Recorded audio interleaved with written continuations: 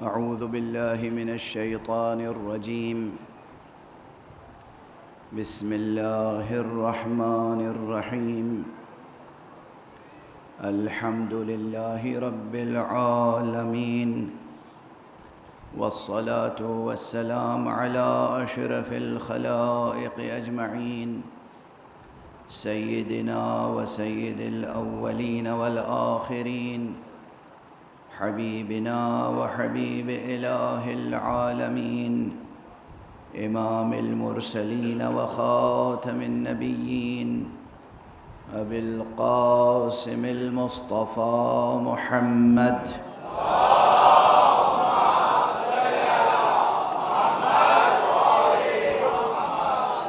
وعلى أهل بيته الطيبين الطاهرين الهداة المهديين المعصومين المظلومين، واللعنة الدائمة على أعداء الحق والدين. أما بعد، فقد قال الله تعالى عز اسمه في محكم كتابه ومتقن خطابه. بسم الله الرحمن الرحيم.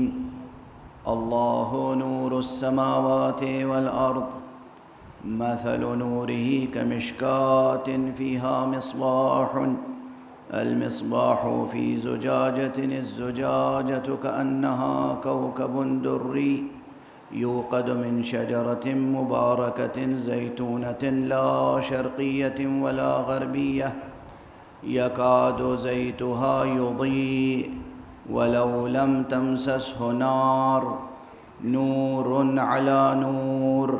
صدق الله العلي العظيم. اللهم صل على محمد وآل محمد. ایک اور بلند تر صلوات پڑھ دیں محمد.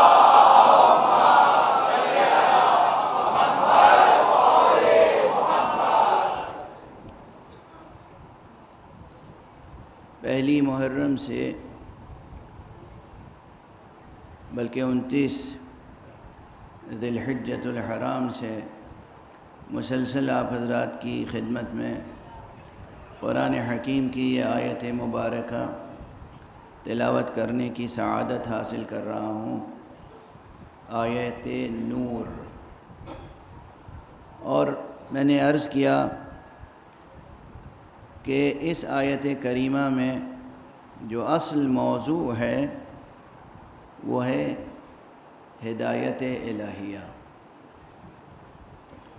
یعنی اصول کافی میں متعدد روایتیں ہیں اور دوسری معتبر کتابوں میں اور مفسرین نے ان روایتوں کو نقل فرمایا ہے کہ موضوع ہے ہدایت الہیہ.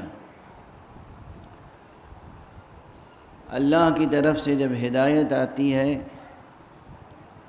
اللہ کی طرف سے جب علم نازل ہوتا ہے، علم کی بارش ہوتی ہے،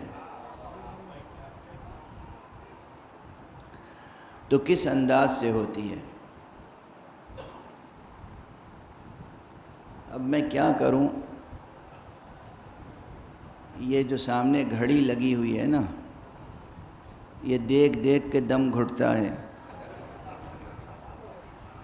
دل کھول کے بیان ہو نہیں پاتا. اس لیے کہ میں کوشش یہ کرتا ہوں بیان میں کہ ایسا نہ ہو صرف کہ کتاب کے جملے آپ کے سامنے دہرا دوں، اس سے کوئی فائدہ نہیں ہوتا جب تک کہ وہ اس طرح سے بیان نہ کیا جائے کہ آپ کے ذہنوں کو، دلوں کو، احساسات کو اپیل کرے اور جذب ہو جائے آپ کے ذہنوں میں. اور میری ساری کوشش اسی میں صرف ہو جاتی ہے کہ آپ کا پورا وجود مجلس عزا میں آ کر اس طرح آمادہ ہو جائے جیسے ہنگام سحر یا صبح کے وقت کوئی بھی کھلنے والا پھول کھلتا ہے اور اوپر سے جو بارش ہوتی ہے وہ اپنے اوپر لے لیتا ہے۔ حق سبحانہ و تعالیٰ کی رحمت کی بارش، نور کی بارش جب ہوتی ہے تو صبح صبح وہ پھول کھل کے جذب کر لیتا ہے۔ دیکھا ہے کبھی وہ منظر جب گلاب کی پنکھڑیوں پر شبنم کے قطرے ٹکے ہوئے ہوتے ہیں؟ کتنی وہ اس پھول کی طراوت اور نضارگی اور تازگی میں اضافہ کرتے ہیں۔ میں چاہتا ہوں کہ آپ کے ذہن، آپ کے دل، آپ کا وجود مجلسوں میں آنے کے بعد اسی طرح انوار الہیہ کو جذب کرے، اور آپ نیت کر کے آئیں گے تو یقیناً فیضان رحمت الہی سے یہ چیز متحقق ہوگی۔ انشاءاللہ یہاں سے لے کر جائیں گے انوار حسینی، اور اقدار حسینی سے منور بھی ہوں گے، بارور بھی ہوں گے۔ خود اس آیت کا جو تتمہ ہے، نور علی نور کے بعد، خود اس میں یہ تقریباً صراحت موجود ہے، صرف اشارہ نہیں۔ یہد اللہ لنورہ من یشاء ویضرب اللہ الامثال للناس واللہ بکل شیء علیم۔ آیت کا اختتام لفظ علیم پر ہو رہا ہے، اس کے اور اس سے پہلے جو ہے وہ ہدایت کا، یہد اللہ لنورہ من یشاء۔ یہ صراحت ہے اس بات کی کہ آیت نور میں جو تہ در تہ تشبیہ اور استعارہ ہے وہ حق سبحانہ و تعالیٰ کی طرف سے تمام ممکنات، تمام مخلوقات، اور بطور خاص تمام انسانوں کے لیے، اور بطور خاص ان انسانوں کے لیے جو اپنے دل میں توحید حق صمدی پر یقین رکھتے ہیں، ان کے لیے کس طرح فیضان ہدایت الہی جاری ہوتا ہے۔ یقین کیجئے کہ اگر کوئی طلبگار ہدایت ہو تو وہ کبھی محروم ہدایت نہیں رہ سکتا، اس لیے کہ سورج کی جس طرح دن میں سورج چمک رہا ہوتا ہے تو اس کی شعاؤں سے اس زمین کا ذرہ ذرہ فیضیاب ہوتا ہے، ذرہ ذرہ فیضیاب ہوتا ہے۔ اسی طریقے سے حق سبحانہ و تعالیٰ کی طرف سے ہدایت کا ایک فیضان جاری ہے، نورانی فیضان، فیض نور ہے جو جاری ہے، کوثر نور ہے جو جاری ہے، زمزم نور ہے جو جاری ہے، مسلسل جاری ہے، صرف دامن طلب کو پھیلانا ہے، دامن طلب کو پھیلانا ہے۔ تو آپ دیکھیں گے کہ کس طریقے سے ذہن میں موجود ایک ایک مشکل سے مشکل اور پیچیدہ سے پیچیدہ سوال بھی حل ہو جاتا ہے، حل ہو جاتا ہے۔ کبھی کبھی نہیں، اکثر یہ ہوتا ہے کہ بغیر کسی معلم کے، بغیر کسی استاد کے، بغیر کسی کتاب کا مطالعہ، کتاب کے مطالعے کے، انسان اگر واقعاً طلب کرے خدا سے تو اسے ہدایت ملتی ہے۔ سب کے لیے عرض کر رہا ہوں، سب کے لیے۔ یہ اور بات ہے کہ یہ جو ہدایت ملتی ہے کسی مغالطے سے محفوظ رہنے کے لیے اور شیطان کے شر سے محفوظ رہنے کے لیے، یہ ضروری ہے کہ جو مطلب آپ کے ذہن میں منکشف ہو، آپ کے دل پہ منکشف ہو، اسے فوراً آپ اس پر ایمان نہ لے آئیں، یقین نہ کر لیں، بلکہ جو آپ سے بزرگتر مستند علماء ہیں، فقہا ہیں، عرفاء ہیں، ان کے سامنے پھر اپنا سوال پیش کریں، اور وہ جواب جو دل میں آیا ہے وہ پیش کریں، اور ان سے پوچھیں کیا یہ جواب صحیح ہے۔ اس دور میں، اس وقت جو کیفیت ہے نا انسانوں کی، لوگوں کی، اس کیفیت میں جو ابتری ہے، جو ذرا کہہ لینے دیجئے یہ لفظ، جو خرابی ہے، جو برائی ہے، وہ یہ ہے کہ تقریباً ہر میدان میں استادی اور شاگردی کا جو ایک منظم سلسلہ تھا وہ ٹوٹ گیا ہے۔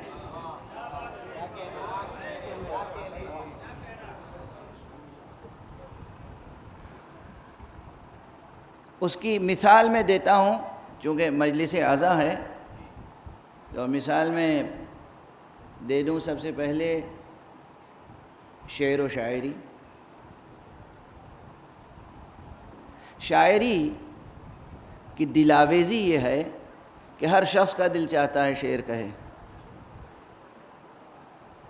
مگر شاعری ایک فن بھی ہے، شاعری ایک علم بھی ہے، اور شاعری ایک وظیفہ بھی ہے۔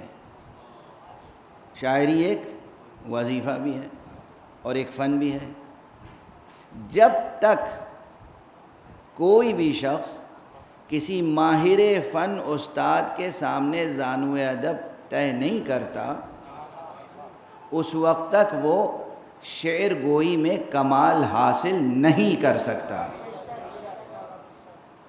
اور آج کل ہوتا کیا ہے، جذبہ کیا ہوتا ہے، میں نے شعر کہا ہے مجھے پڑھنے دیجئے، میں نے شعر کہا ہے بس ہو گئی بات۔ ارے بھائی اس میں قافیہ درست نہیں ہے، زبان درست نہیں ہے، ردیف درست نہیں ہے۔ بہت سے تو شعر کہنے والے ایسے ہیں کہ انہیں یہی نہیں معلوم کہ قافیہ کسے کہتے ہیں۔ پہلے بزرگان جو ہیں وہ ایک اصطلاح استعمال کرتے تھے اہل قافیہ کی۔ پہلے اہل قافیہ تو بنو۔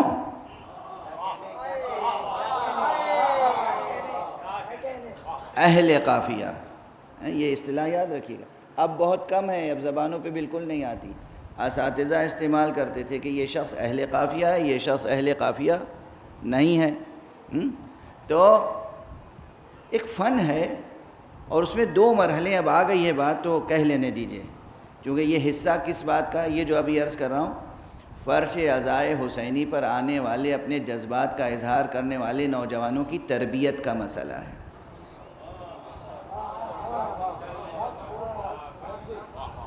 تربیت کا مسئلہ ہے۔ آقا حسین کی مدح کریں، اہل بیت کی مدح کریں، نوحہ کہیں، سلام کہیں، مرثیہ کہیں، منقبت کہیں، مرثیہ کہیں، رباعی کہیں، سب کہیں، منع نہیں کرتا، ڈسکریج نہیں کرتا، ہمت شکنی نہیں، حوصلہ افزائی ہے، لیکن حوصلہ افزائی کے معنی یہی ہیں کہ جو صحیح راستہ ہے وہ دکھا دوں۔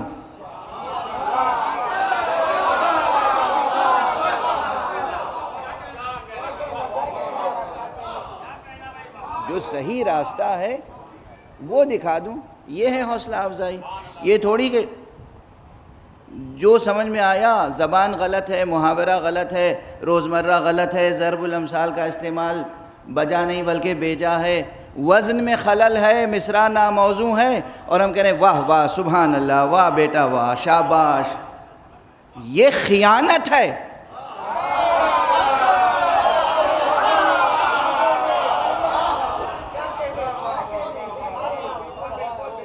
یہ خیانت ہے، یہ دھوکہ دینے کے مترادف ہے، یہ اس بچے کی صلاحیت کو برباد کرنے کے مترادف ہے۔ ذمہ داری کا تقاضا یہ ہے کہ اس بچے کو کہا جائے شاباش، شعر کہنے کا شوق ہے، جاؤ پہلے محنت کرو، مطالعہ کرو، سیکھو، کسی استاد فن کے ساتھ وابستہ ہو جاؤ، خوب مطالعہ کرو۔ کوئی بھی فن ایسا نہیں ہے جس میں علمی محنت نہ کرنی پڑتی ہو۔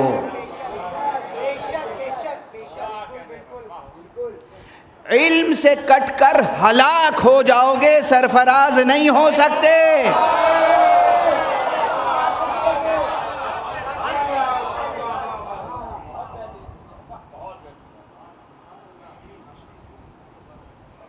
یہ اتنا سا جملہ نا، اس میں تولا بھی ہے، تبرہ بھی ہے۔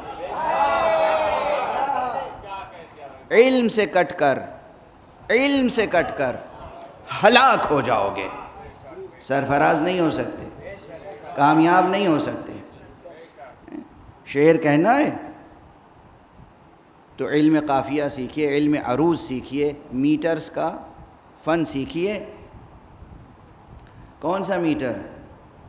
جس سے زمین ناپی جاتی ہے یا جس سے کپڑا ناپا جاتا ہے؟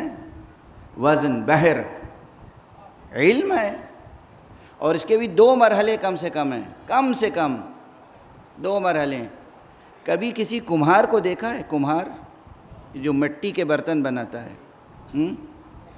چاک ہے، مٹی لاتا ہے تلاش کر کے، مٹی صاف کرتا ہے، پاک کرتا ہے، اس میں کنکڑ نہ ہو، ریزہ نہ ہو، سخت بہت نرم مٹی بن جاتی ہے، اس میں پانی سے وہ مٹی گوندھتا ہے، بہت چکنی نرم مٹی جب بن جاتی ہے تو پھر تیزی سے چلتے ہوئے چاک پر وہ کوزے بناتا ہے۔ یہ جو کوزے بن کے تیار ہوتے ہیں، اس کی مثال ایسی ہی ہے، یہ جو پہلے میں نے کیا مٹی صاف کرتا ہے، کوئی کنکڑ نہ ہو، کوئی پتھر نہ ہو، اس کے معنی ہے پہلے زبان سیکھتا ہے، محاورہ صحیح ہو، ضرب الامثال صحیح ہو، روزمرہ درست ہو، لفظ صحیح ہو، لفظ کا تلفظ صحیح ہو، ضبط الفاظ صحیح ہو، زیر زبر صحیح ہو، زیر زبر صحیح ہو۔ ابھی یہ کیا ہو رہا ہے؟ یہ مٹی تیار ہو رہی ہے، اور اس کے بعد پھر قافیہ کسے کہتے ہیں، ردیف کسے کہتے ہیں، میٹر کسے کہتے ہیں، یعنی وزن و بحر کسے کہتے ہیں۔ وزن اور بحر اور قافیہ اور ردیف میں وہ الفاظ، وہ زبان کا ایک کوزہ بنایا۔ کیا بنایا؟ ایک ظرف بنایا۔ ظرف برتن، یا اسے دوسرے لفظوں میں کیا کہیں گے؟ بیت۔ لفظ بیت یاد رکھیے گا، 2 مصروں کے ایک شعر کو بیت بھی کہتے ہیں۔ بیت کیوں کہتے ہیں؟ چونکہ وہ ظرف ہے، اور اس کے اندر کیا ہوتا ہے؟ اس میں آپ اپنا جذبہ، اپنا خیال، اپنی فکر ظاہر کرتے ہیں۔ تو صرف الفاظ کا جتنا ہی نفیس کوزہ بنا لیں آپ، جتنا ہی نفیس، وہ کوزہ رہے گا خالی۔ یہ بتائیے کہ کمہار کی دکان سے خالی کوزہ لے کے جائیے گا تو اس کی کیا قیمت ہے؟ جب تک کہ اس میں بادۂ ناب لبریز نہ ہو، جب تک اس میں پینے کا پانی، شربت، جب تک اس میں کوئی چیز نہ ہو، خالی کوزے کی کیا قدر و قیمت ہے؟ اس لیے 2 حصے ہوئے، ایک یہ کہ پہلے آپ نے لفظوں سے قافیے ردیف کے ساتھ وزن اور بحر میں ایک کوزہ بنایا، سانچہ بنایا، قالب بنایا، لیکن وہ خالی نہ ہو، اس میں شعریت ہونی چاہیے، جذبہ ہونا چاہیے، فکر ہونی چاہیے، عقیدہ صحیح ہونا چاہیے، مضمون صحیح ہونا چاہیے، کوئی معنی ہونے چاہیے۔ تو آل محمد کی شان میں جو شاعری ہو، اس میں 2 مرحلے طے کرنے ہوں گے۔ غزل کوئی بھی شاعر کہہ سکتا ہے، مگر آل محمد کی منقبت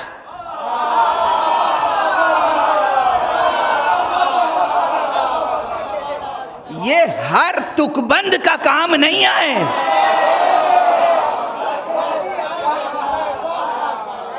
یہ توہین کے لیے نہیں کہا ہے میں نے، تک بھی کسی زبان میں قافیے کو کہتے ہیں۔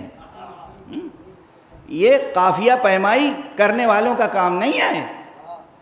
پہلے زبان پر قدرت ہو، فن پر قدرت ہو، وزن و بحر پر قدرت ہو، قافیے ردیف پر قدرت ہو، اس کے بعد مولا کی صحیح معرفت ہو۔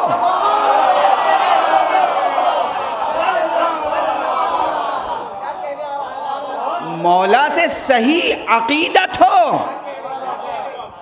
مجمع کی واہ واہ کے لیے شعر کہو گے تو کوئی ثواب نہیں ملے گا۔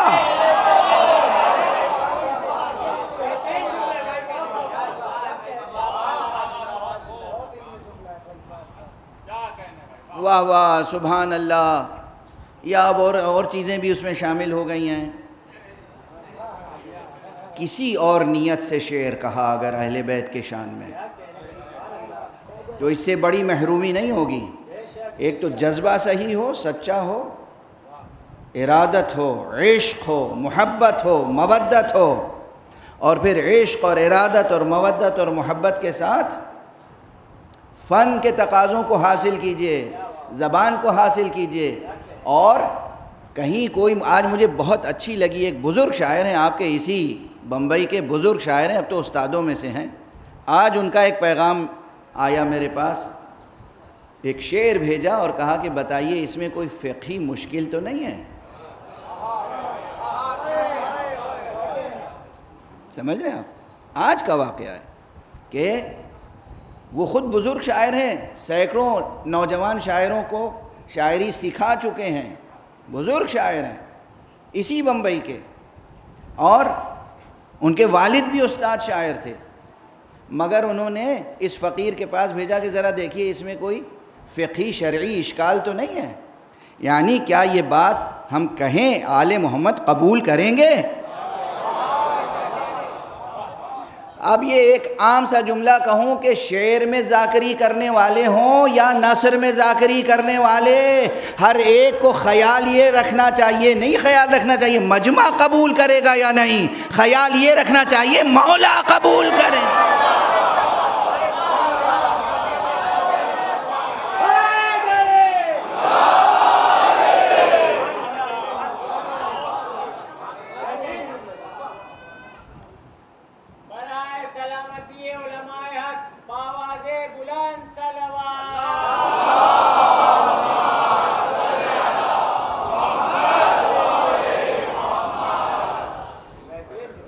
بات سے بات نکلتی چلی آ رہی ہے، تشبیہ ہو تو کیسی ہو، ان کے شایان شان ہے کہ نہیں، استعارہ ہو تو کیسا ہو،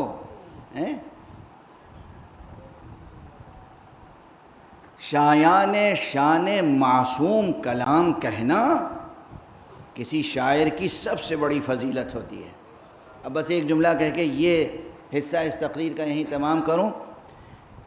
دو ایک ایسے نقاد میرے سامنے ہیں جنہوں نے اس طرح کے جملے کہے کہ جب بھی وہ جملے یاد آ جاتے ہیں تو تکلیف ہوتی ہے۔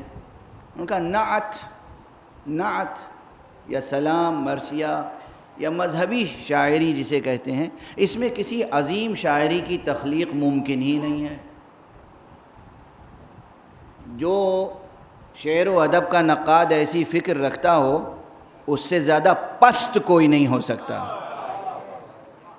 عظمت کی بات تو دور رہی، عظیم ترین شاعری اگر واقعاً ہو سکتی ہے، دیکھیے ایک بات عرض کروں، توجہ رکھیے گا، وہ کہتے ہیں عظیم شاعری نہیں ہو سکتی، کیوں نہیں ہو سکتی؟ اس لیے کہ وہاں معین حدیں ہیں، ہم ان حدوں کے آگے نہیں بڑھ سکتے، ٹھیک ہے نا؟ میں صرف ایک بات عرض کر رہا ہوں، فن کے اعتبار سے بھی، آرٹ اور کرافٹ کے اعتبار سے بھی آپ یہ غور فرمائیں کہ اپنے جذبات کا اظہار کرنا تو بہت آسان ہے، اپنی فکر کا اظہار کرنا بہت آسان ہے، اپنے خیالات کا اظہار کرنا بہت آسان ہے، لیکن کسی معصوم کی زندگی کی ترجمانی کرنا، معصوم کے جذبات کی ترجمانی کرنا، معصوم کے افکار و اقدار کی ترجمانی کرنا کامیابی کے ساتھ، یہاں عظمت فن سامنے آتی ہے، یہاں عظمت فن سامنے آتی ہے۔ آپ اپنے جذبات اور خیالات کا اظہار تو کسی بھی طرح کر سکتے ہیں، حرمتیں باقی رہیں، حدود باقی رہیں، حدود اللہ کو آپ اس سے تجاوز نہ کر جائیں۔ بہرحال یہ درمیان میں بات آ گئی تھی اس لیے عرض کر دی کہ شاعری کا شوق پنپے ضرور، سب لوگ شاعری کریں، مگر آل محمد کی رضا کو سامنے رکھ کر، اور یہ چیز پھر شاعری تک تھوڑی محدود ہے،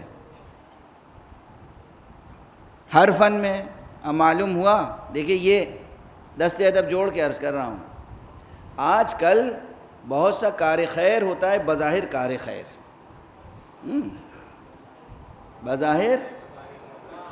بظاہر کار خیر، مقصد اس کے اندر کیا ہوتا ہے؟ طلب خیر۔ اب یہ معلوم ہے کہ خیر کے دو معنی ہیں، ایک خیر صرف پیسے کو کہتے ہیں، مال دنیا، قرآن مجید میں بھی مال دنیا کے معنی میں لفظ خیر استعمال ہوا ہے، قرآن مجید میں بھی خیر مال دنیا کو کہا گیا ہے، انہو لحب الخیر لا شدید، اسے تو مال دنیا کی بہت محبت ہے، اور مقامات پر بھی ہے۔ تو بعض حضرات کار خیر کرتے ہیں لیکن مقصد کیا ہوتا ہے؟ طلب خیر، طلب مال۔ صاف صاف کہہ دوں اس میں تکلف کیا ہے؟ زمین ہی پہ تو بیٹھے ہیں ہم لوگ، کوئی آسمان پہ تھوڑی بیٹھے ہیں۔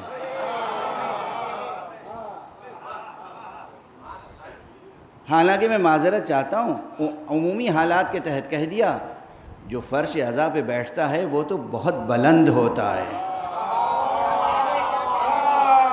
ہم اس فرش عزا کو زمین نہیں کہہ سکتے، تو جو فرش عزا پہ بیٹھے ہیں وہ بہت بلند ہیں۔ لیکن یہ بھی مبالغہ نہیں کر رہا ہوں، آپ کو خوش کرنے کے لیے نہیں کہہ رہا ہوں، آپ کو اندازہ نہیں فرش عزا کی حرمت و عظمت کیا ہے۔ افلاک پست ہیں فرش عزا کے سامنے۔ کبھی موقع ہوگا تو صرف اسی عنوان پہ گفتگو ہو جائے گی۔ افلاک پست ہیں فرش عزائے حسینی کے سامنے۔ فرش عزا جب کہیں بھی بچھ جاتا ہے نا، اب آپ کہیں گے کہ یہ سب خطابت اور ذاکری ہے۔ ایک بات عرض کروں، یہ جو ریلیٹیوٹی ہے یہ البرٹ آئنسٹائن کی تھیوری آف ریلیٹیوٹی سے کہیں زیادہ پیچیدہ ہے۔ وہ صرف ٹائم کی ریلیٹیوٹی ہے، اور یہاں یہ پوری جو ہستی ہے اس میں پستی اور بلندی کی جو جیومیٹری ہے بہت عجیب و غریب ہے۔ پستی اور بلندی کی جو جیومیٹری ہے وہ بہت عجیب و غریب ہے۔ آج ہو گئی بحث دقیق۔ اس کائنات کو بھی جو اللہ نے بنایا ہے، اللہ کی بنائی ہوئی جیومیٹری کا کون مقابلہ کر سکتا ہے؟ خدا کی قسم، اسپیس میں ٹریول کیجئے تو آپ کو حیرت ہوگی، اور پھر اندازہ ہوگا خدا وند قدوس کے کمال کا، جمال کا، قدرت کا، کہ آپ اسپیس میں ٹریول کریں گے تو کہیں پستی نظر ہی نہیں آئے گی، آپ کا سفر ہوگا بلندیوں سے بلندیوں تک۔ عرض کر چکا ہوں، پہلے بھی متعدد بار عرض کر چکا ہوں، یعنی کئی مرتبہ میں یہ بات دہرا چکا ہوں ممبر سے۔ آپ جب زمین پر ہیں تو چاند اوپر نظر آتا ہے نا، سر اٹھا کے دیکھتے ہیں۔ چاند پر جائیے تو وہاں سے زمین بھی سر اٹھا کے دیکھنے کی ضرورت ہوگی۔ یہ کون سی جیومیٹری ہوئی؟ جھک کے تھوڑی وہاں سے دیکھیں گے۔ کیسا کریم ہے خدا، کیسا عظیم ہے خدا، کیسا ہے کہ ہم اسے اللہ اکبر کہتے ہیں، کہ جو اللہ کے بنائے ہوئے اس نظام شمسی کا بھی مطالعہ کرے تو کبھی وہ سرنگو نہیں ہوتا، سرفراز رہتا ہے ہمیشہ۔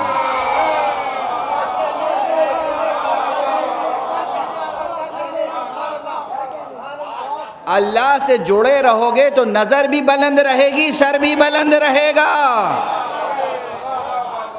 اور کوئی خدا دشمن تمہیں قتل بھی کر دے گا تو خود مجبور ہوگا کہ نیزوں پہ سر کو بلند رکھے۔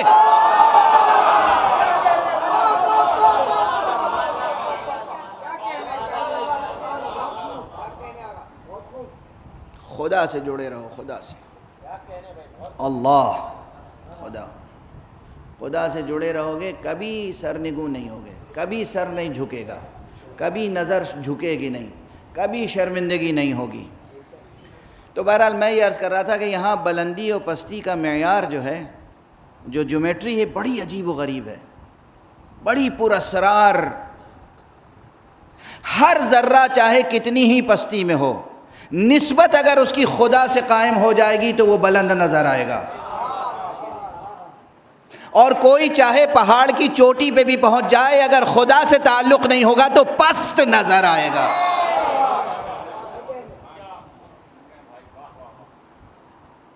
بظاہر نظر آئے گا پہاڑ کی اونچائی پر ہیں، مگر تاریخ میں ہمیشہ اسے پست سمجھا جائے گا۔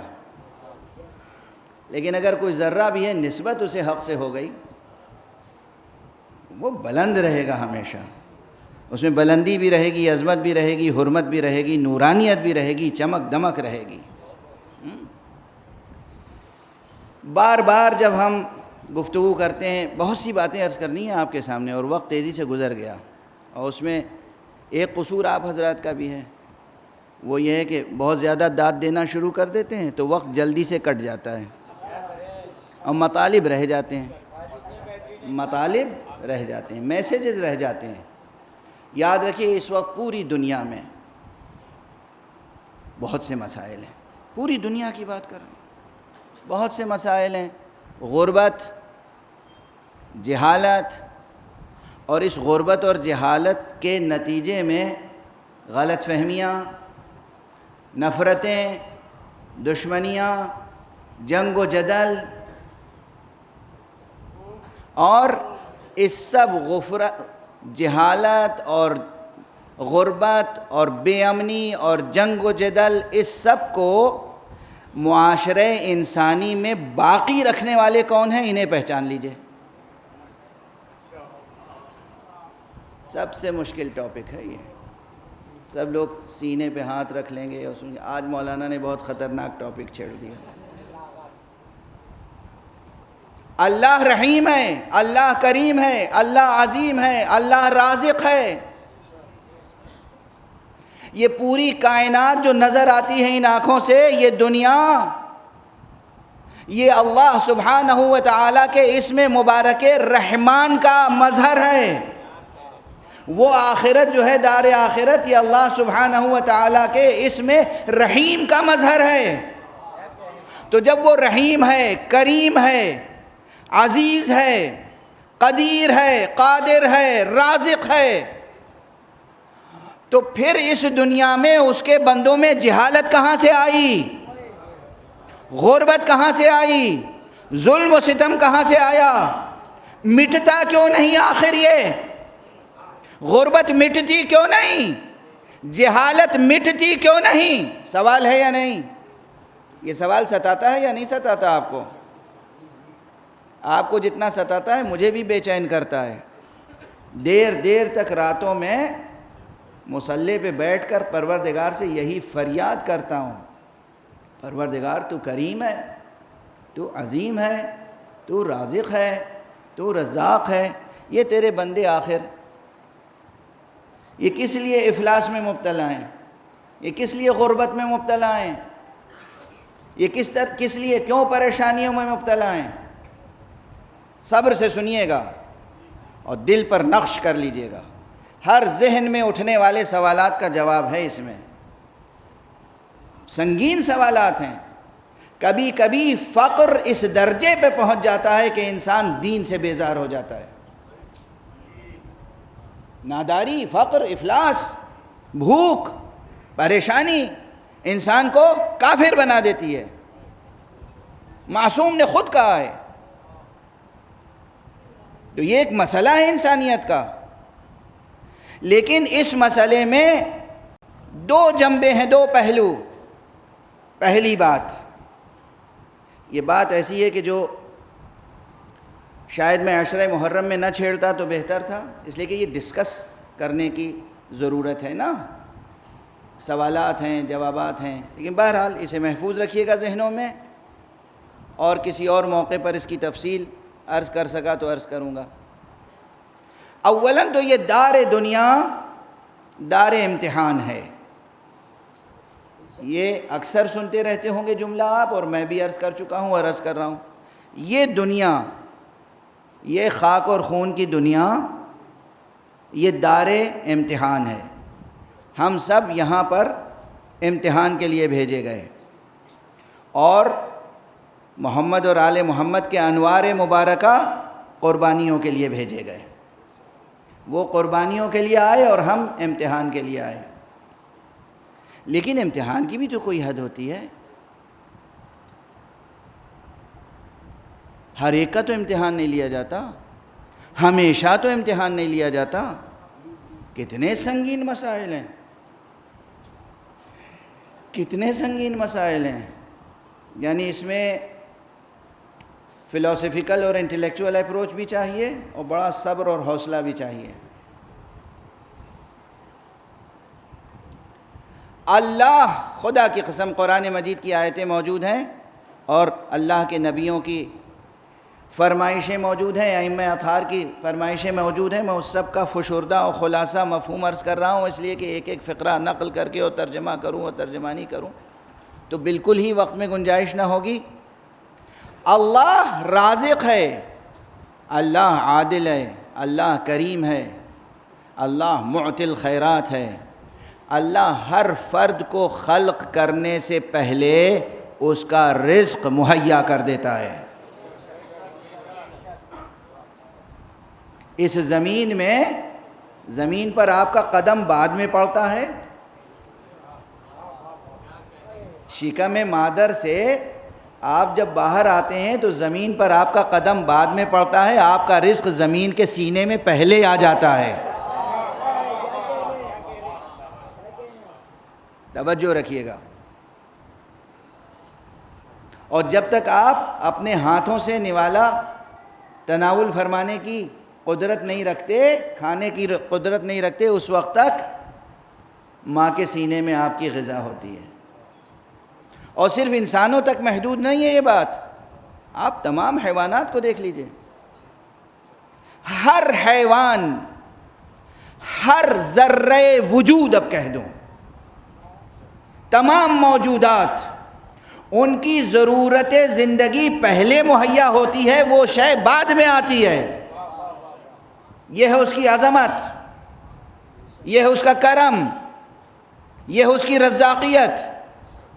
یہاں اگر واقعاً انسان آپس میں منصفانہ عادلانہ تقسیم رزق رکھیں تو ایک فرد بھی بھوکا سو نہیں سکتا. مگر ہر دور میں کہیں فرعون, کہیں حامان, کہیں شداد, کہیں نمرود, کہیں کوئی شیطان بزرگ ہمیشہ موجود رہتا ہے.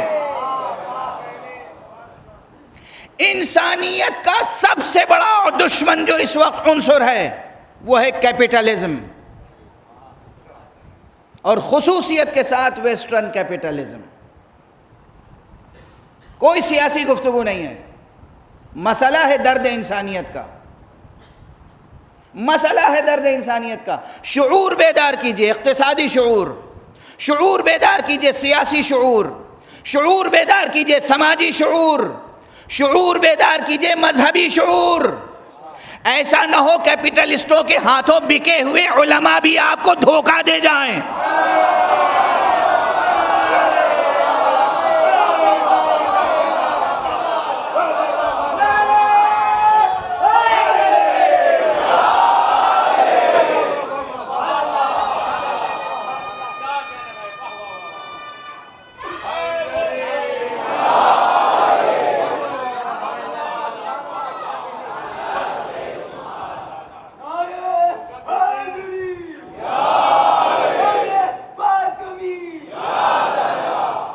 میں نعوذ باللہ صرف تاریخ کے صفحات سے قصے اور کہانیاں نقل کر کے یا لوریاں سنا کے آپ کو سلانے نہیں آیا ہوں.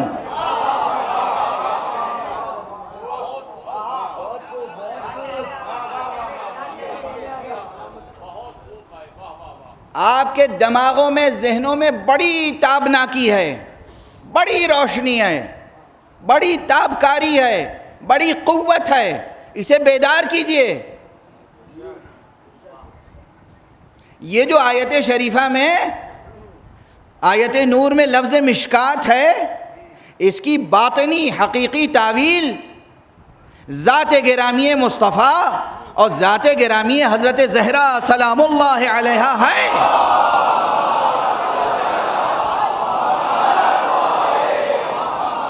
یہ اپنی جگہ برحق تعویل ہے, لیکن اسی کے ساتھ ساتھ اسی لفظ مشکات کا ایک مصداق آپ میں سے ہر ایک کے سینے میں پایا جانے والا دل ہے. آپ کا باطن, آپ کا باطن, آپ کی روح, یہ بھی مراد ہے مشکات سے. دونوں چیزیں، نہ یہ اس کی تکذیب ہے نہ وہ اس کی تکذیب. وہ قول اپنی جگہ درست، یہ قول اپنی جگہ درست. جو لوگ تنگ نظر ہوتے ہیں نا، وہ کسی ایک نظریے کو، ایک قول کو لے کر اور کہتے ہیں باقی سارے قول باطل ہیں. نہیں، ایسا نہیں ہے، ایسا نہیں ہے. کلام خدا تہ دار ہے. پروردگار، یہ اصول فقہ میں بحث ہے بڑی پیچیدہ کہ ایک جملے میں، ایک استعمال میں ایک لفظ کے ایک سے زیادہ معنی مراد لیے جا سکتے ہیں یا نہیں. ارے بالکل لیے جا سکتے ہیں، کیوں نہیں لیے جا سکتے ہیں؟ یہ مختصر سی کتاب قرآن، مختصر سی کتاب قرآن نامتناہی زندگی کی ہدایت کا دستور بن نہیں سکتی اگر الفاظ کے استعمال میں پروردگار اعجاز معنی سے کام نہ لے.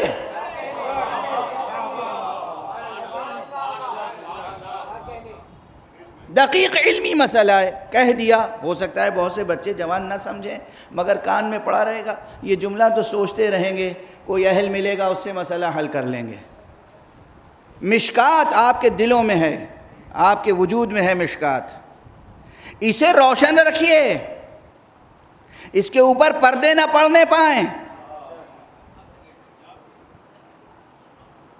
گرد و غبار بیٹھنے لگے تو مجلس کر کے آنسو بہا کے صاف کر لیجئے. خدا کی قسم، آقا حسین کی مجلسوں میں جو آنسو بہتے ہیں یہ آپ کے وجود کو صاف و شفاف بنا دیتے ہیں. شفاف آئینہ ہو جاتا ہے، شفاف آئینہ. اپنے ذہن کو بیدار رکھیے. سماجی شعور، سماجی شعور. اچھا سماج ہمیں تیار کرنا ہے، ایسا سماج جس میں فتنہ نہ ہو، فساد نہ ہو، گندگی نہ ہو، کثافت نہ ہو. نہ سڑکوں پہ گندگی نظر آئے نہ ذہنوں میں.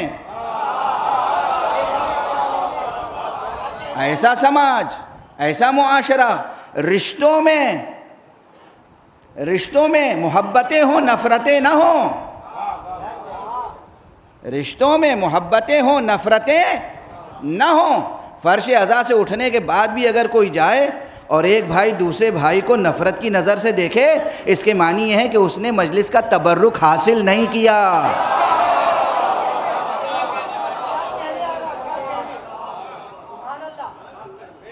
اس نے اس نور سے کچھ اقتباس نہیں کیا.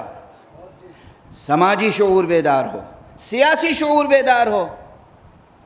مذہب کو سیاست پہ قربان نہ کیا جائے. سیاسی شعور بھی بیدار ہو، اقتصادی شعور بیدار ہو. اللہ نے آپ کو اس دنیا میں افلاس کے ساتھ، فقر کے ساتھ، تنگ دستی کے ساتھ، ناداری کے ساتھ گدا گری کے لیے نہیں بھیجا.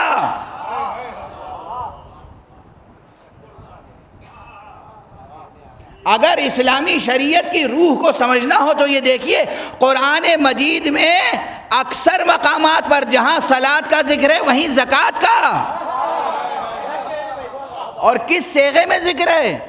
اقیموا الصلاۃ وآتوا الزکوٰۃ. نماز قائم کرو، زکوٰۃ دو. زکوٰۃ دو کا حکم ہے، زکوٰۃ لو کا حکم نہیں ہے.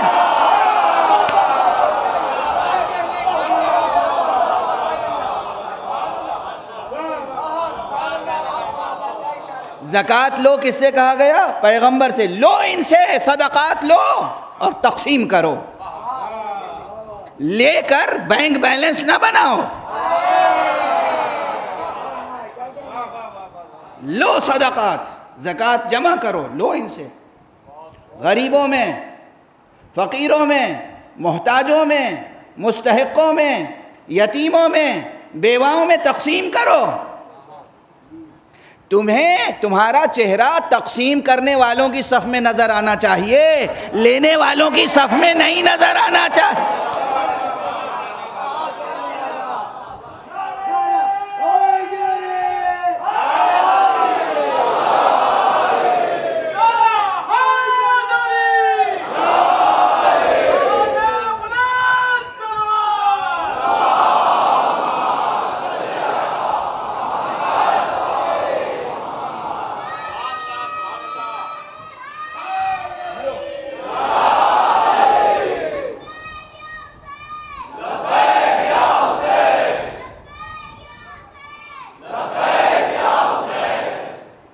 جزاکم اللہ. تو کچھ باتیں مجبوراً براہ راست کہنی پڑتی ہیں، ڈائریکٹ میتھڈ میں کہنا پڑتا ہے. اب 4-5 دن سے میں انڈائریکٹ میتھڈ میں گفتگو کر رہا تھا، آج تھوڑی سی باتیں ڈائریکٹ میتھڈ میں کہہ دیں. سیاسی شعور بیدار رہے، سماجی شعور بیدار رہے، اقتصادی شعور بیدار رہے. اللہ پر توکل کے یہ معنی نہیں ہے کہ کمائیں نہیں. کس نے کہا کمائیں نہیں؟ کسی مولوی نے کہا ہے؟ اگر کسی مولوی نے کہا ہو کماؤ نہیں، اللہ پہ توکل کے یہ معنی ہے، اس کے دل میں جھانک کے دیکھنا، نماز بھی پڑھاتا ہوگا تو پیسے کے لیے.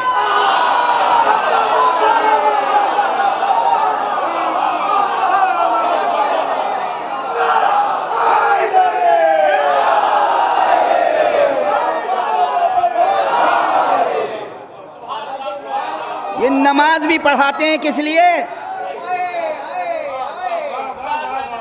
یرکعون للرغیف ویسجدون للدراہم، روٹی کے لیے رکوع کرتے ہیں، درہم کے لیے سجدہ.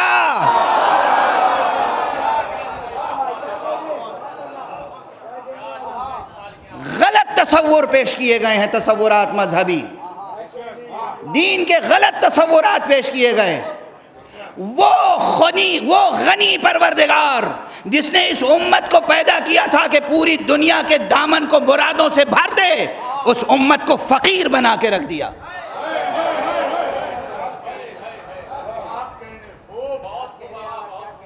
یہ امت محمد، امت مصطفیٰ، امت قرآن، امت مرتضیٰ، امت حسن مجتبیٰ، امت حسین شہید کربلا.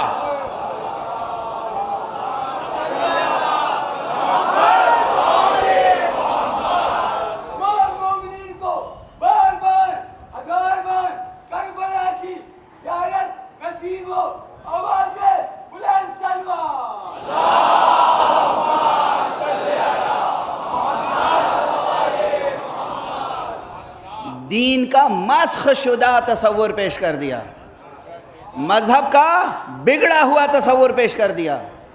توہم پرستی، رسم پرستی، یہی دین اور یہی مذہب ہے.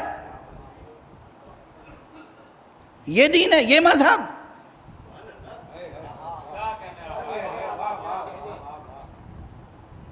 دین یہ نہیں ہے، مذہب یہ نہیں ہے.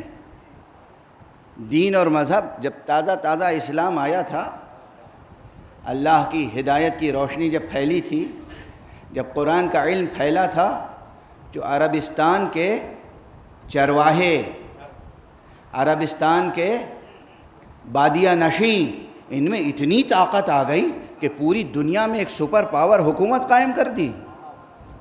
کون سی طاقت تھی؟ یورپ سے اس وقت بڑے بڑے نظریے لے کر یورپ کے فلاسفرز آئے تھے عربستان میں. پولیٹیکل تھیوریز لے کر آئے تھے، اکنامک تھیوریز لے کر آئے تھے. جو کچھ تھا یہی قرآن، اور قرآن کے ساتھ خطیب قرآن کی سیرت، محمد مصطفیٰ کی سیرت اور اہل بیت مصطفیٰ کی سیرت. تو وہ عرب، وہ بادیہ نشین پوری دنیا کے سب سے بڑی قوت بن کے ابھرے. جب کچھ نہ تھا تو دنیا کو مسخر کر لیا، اور جب دنیا مسخر ہو گئی تو پھر زوال کہاں سے آیا؟ کیوں آیا زوال؟ سادہ سا جواب ہے، بہت سادہ سا جواب لوگ دیتے، ارے بھائی قرآن چھوڑ دیا امت نے تو زوال کا شکار ہو گئی. دین سے الگ ہو گئے لوگ تو امت زوال کا شکار ہو گئی. جواب صحیح ہے، مگر یہ بھی تو بتائیے کہ قرآن سے کاٹا کس نے؟ دین سے کاٹا کس نے؟ جھوٹے علماء نے، کاروباری مولویوں نے، درباری دانشوروں نے، ضمیر اور قلم بیچنے والوں نے.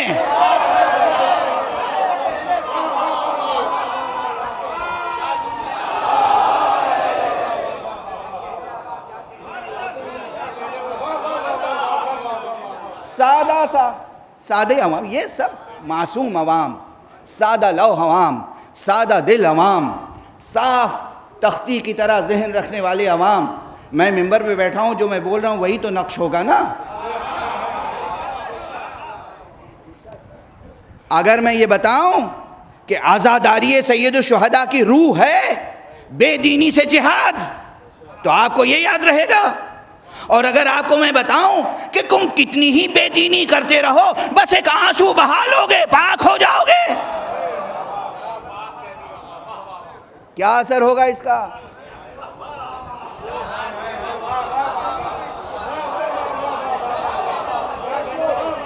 کیا اثر ہوگا اس کا؟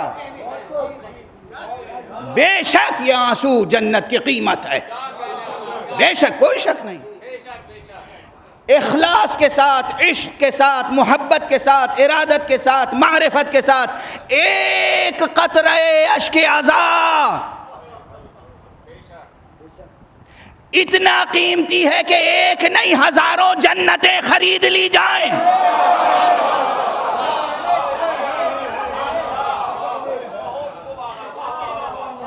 مگر شرط کیا ہے؟ اخلاص، محبت، مودت، معرفت، جذبہ وفا، جذبہ اطاعت، نہ کہ تجارت، فریب، سخن فروشی، سیاست، مکر، دغا، سرمایہ پرستوں کی نوکری.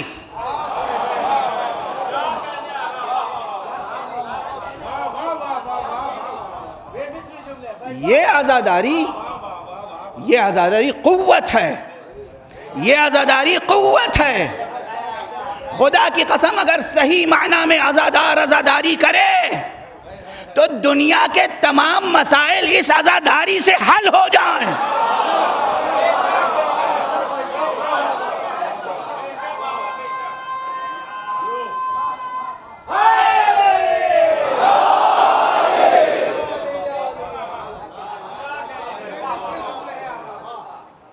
بیداری اختیار کریں، بیداری، سیاسی بیداری، سماجی بیداری، اقتصادی بیداری، مذہبی اور دینی بیداری. اپنا ہی جملہ دہرا رہا ہوں، یہ کسی صحافی کا جملہ نہیں ہے. یہ میں نے عرض کیا تھا کراچی کے ایک سیمینار میں کہ unfortunately religion has become an industry.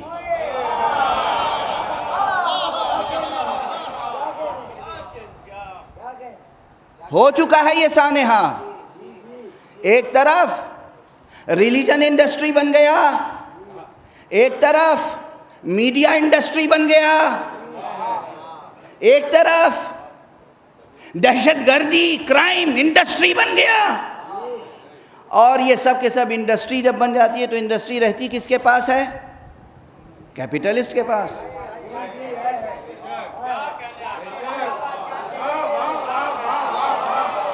Industry میں انویسٹ کون کرتا ہے؟ انڈسٹری کون چلاتا ہے؟ کیپٹلسٹ. تو اب دین جدھر کیپٹلسٹ کا رخ ہوگا ادھر دین. آخر دست ادب جوڑ کے پوچھ رہا ہوں ایک بات، یہ آج کل بہت عام ہے، تکلف کی کیا بات ہے، کہہ لینے دیجئے. یہ بات سمجھ میں آتی ہے کہ ایک ممبر پر ایک شخص حضرت علی کی فضیلت بیان کر رہا ہے، دوسرے ممبر پہ دوسرا شخص حضرت علی کی فضیلت بیان کر رہا ہے. یہ اس کو کہہ رہا ہے کافر، وہ اس کو کہہ رہا ہے کافر.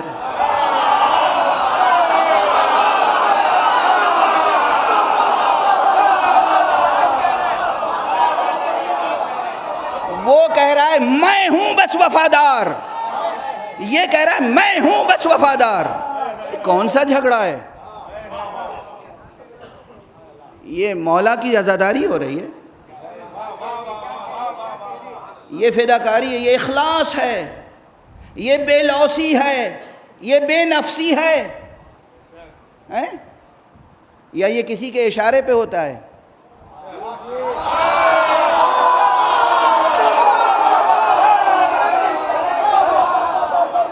کس کے اشارے پہ ہوتا ہے؟ کس کے اشارے پہ ہوتا ہے؟ پہچانیے.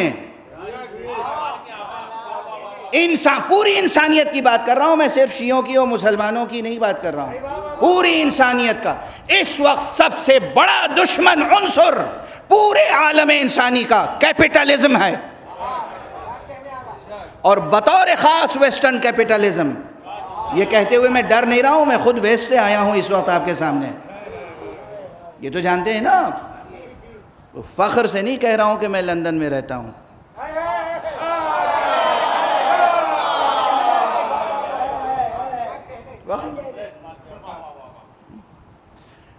رہنے اور نہ رہنے کا مسئلہ تو یہ ہے کہ میں کیا عرض کروں، وقت گزر چکا ہے بس، لیکن ایک بات عرض کروں، 2 مصرے میں نے عرض کیے ہیں کہ میں ملک خدا کا شہری ہوں، میں ملک خدا کا شہری ہوں، فطرت ہے میری دستور میرا، میں ملک خدا کا شہری ہوں، فطرت ہے میری دستور میرا، مانگے نہ کوئی ظالم بیعت، انکار بھی ہے مشہور میرا۔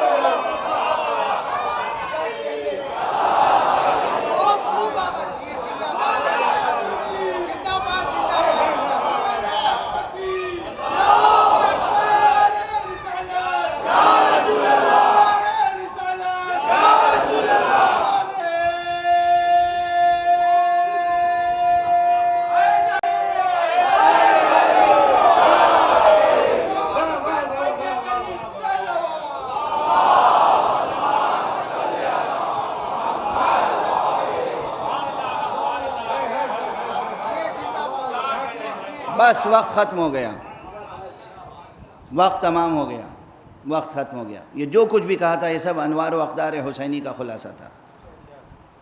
آقا حسین نے، آج ایک جرنلسٹ نے صبح فون کر کے پوچھا آخر آپ حضرات یہ عزاداری کیوں کرتے ہیں، کیوں چاہتے ہیں زیادہ سے زیادہ ہو، یہ ریچولز کیوں قائم کرتے ہیں؟ میں نے کہا ہاں ادب سے کہہ رہا ہوں، آپ لفظ ریچولز واپس لے لیجئے، عزاداری ریچولز نہیں ہے، عزاداری تو ہماری شہرگ حیات ہے، اور ہم یہ فرش عزا بچھاتے اس لیے ہیں، یہ ممبر سجاتے اس لیے ہیں، یہ تذکرہ کرتے اس لیے ہیں تاکہ، اور جلوس لے کے سڑکوں پہ اس لیے آتے ہیں تاکہ ہر گزرنے والے انسان کو مخاطب کر کے کہیں سنو تمہاری بھلائی کی بات ہمارے پاس ہے، اور وہ یہ ہے کہ تم حسین ابن علی کو پہچان لو۔ اگر عزت کے ساتھ جینا ہے، اگر سر اٹھا کے جینا ہے، اگر آزادی کے ساتھ جینا ہے، سچی آزادی، حقیقی آزادی، تو امام حسین کے پرچم کے نیچے آ جاؤ۔ یہ پرچم، جو پہلے بھی کہہ چکا ہوں یہ جملے، دنیا کے مختلف ملکوں میں کہہ چکا ہوں، مگر بہت سے تفصیلی مطالب کا خلاصہ ہے اس لیے پھر کہہ رہا ہوں، یہ پرچم، یہ علم، یہ علم توحید ہے، یہ سارے انسانوں کو ایک لڑی میں پیرو دیتا ہے، عقیدہ توحید کے تعلق سے بھی، عملی توحید کے تعلق سے بھی۔ یہ پرچم، پرچم توحید ہے، یہ پرچم، یہی پرچم ختم نبوت ہے، یہ پرچم، یہی پرچم امامت و ولایت ہے، مگر یہ ایک خاص اعزاز ہے عباس کا کہ اب یہ پرچم عالم عباس کہلاتا ہے۔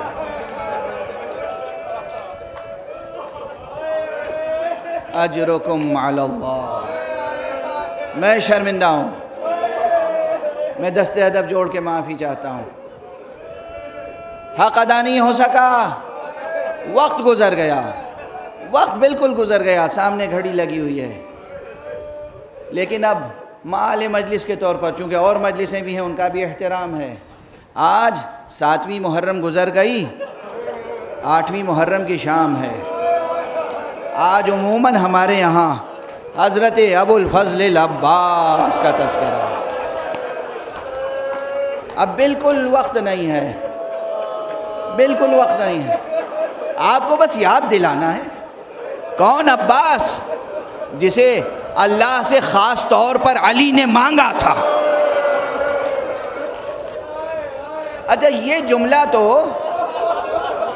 جملہ آپ بہت سے ذاکروں اور شاعروں سے سنتے رہتے ہیں کہ عباس تو دعائے علی کا نام ہے، مگر ذرا سا غور کر لیجئے بس ایک جملہ، وہ علی جس کے پاس حسن اور حسین جیسے بیٹے ہوں، وہ پھر کسی عباس کی تمنا کرے، یہ ہے عظمت عباس، یہ ہے عظمت عباس، عظیم عباس۔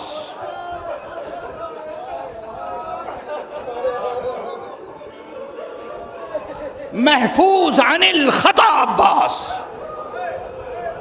مجھ فقیر کے لیے تو عباس کا عمل بھی حجیت رکھتا ہے۔ میں اپنے دل کی کیا بات بتاؤں آپ کو، اب کہاں ہے وقت کہ میں پڑھوں، کچھ بھی پڑھ نہیں سکتا۔ کون عباس؟ سکینہ کی امید عباس۔ کون عباس؟ زینب کا سہارا عباس۔ بس یہ تصور کر لیجئے کہ جب آقا عباس خیمے سے نکل کے جا رہے تھے تو بی بی زینب نے کہا بھیا ٹھہرو، میں تمہارے بازوؤں پر بوسہ دے۔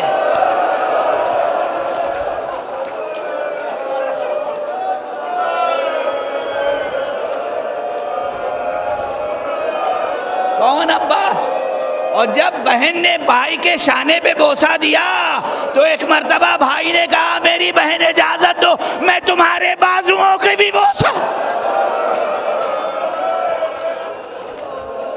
وقت تمام ہو چکا، دست ادب جوڑ کے عرض کر رہا ہوں، آقا عباس کے مصائب کس میں طاقت ہے جو بیان کرے؟ بس ایک جملہ کہہ رہا ہوں، ایک جملہ، مجلس ختم ہو چکی ہے۔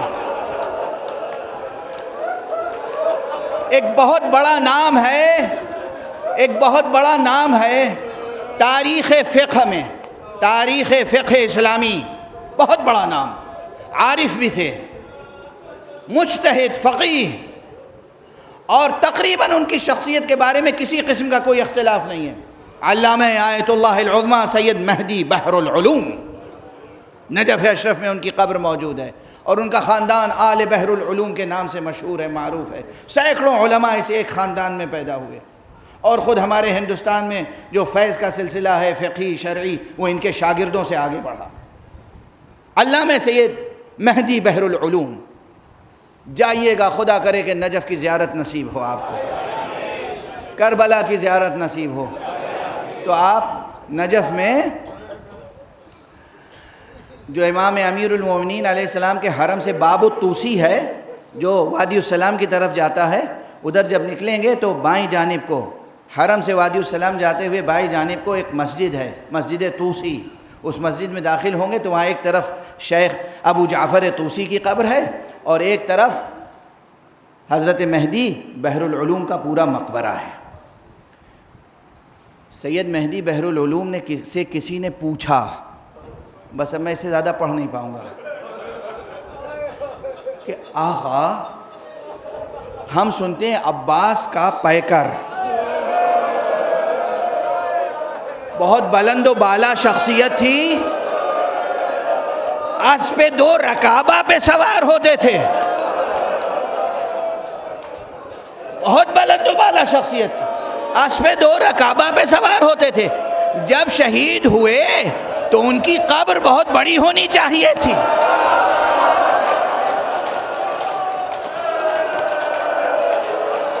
کیا سبب ہے؟ تعویذ قبر بہت مختصر ہے، چھوٹی سی قبر دکھائی دیتی، سر سے عمامہ اتارا، کہا تمہیں معلوم نہیں عباس پہ کیا ظلم ہوا ہے؟ عباس سے ایسا حسد تھا، جب عباس شہید ہو گئے عباس کے جسم کو دشمنوں نے ٹکڑے ٹکڑے کر دیا۔ واہ عباسا، واہ علیہ، واہ حسینہ، ٹکڑے جمع کر کے چھوٹی سی قبر میں دفن کر دیا گیا۔ سلام پروردگار وفا عباس، حسین کا وفادار سپہ سالار عباس، علم توحید کا علم بردار عباس، انا للہ و انا الیہ راجعون، رضا بقضائہ و تسلیما لامرہ۔ پروردگار ہمیں علوم قرآن اور معارف اہل بیت سے آشنا فرما۔ پروردگار معبود ہمیں علوم قرآن اور معارف اہل بیت سے آشنا فرما۔ پروردگار نور ہدایت الہیہ کو تمام عالم انسانیت پر آشکارا سے آشکارا تر فرما۔ پروردگار معبود غربت کو، افلاس کو، جہالت کو مٹا دے۔ پروردگار تمام انسانوں کو معرفت اہل بیت کی خیرات عطا فرما۔ معبود پروردگار ہمارے سروں پر رہبر انقلاب اسلامی آیت اللہ سید علی خامنئی کا سایہ برقرار رکھ۔ پروردگار ہمارے سروں پر مرجع عالی قدر آیت اللہ العظمیٰ سید علی سیستانی کا سایہ برقرار رکھ، اور جتنے سچے مخلص مراجع دین ہیں ان کی حفاظت فرما۔ پروردگار معبود اپنے ولی آخر کو اذن ظہور عطا فرما، اور ان کے ہاتھوں سے اپنی رحمت و رافت و عدالت و وحدت کا پرچم لہرا دے۔